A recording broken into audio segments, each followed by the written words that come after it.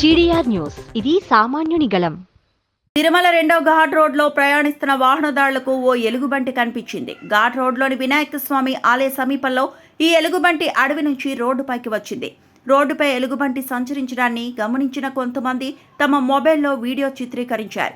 గతంలో కూడా ఇదే ప్రదేశంలో చిరుతపులి కనిపించిన సంఘటనలు ఉన్నాయి.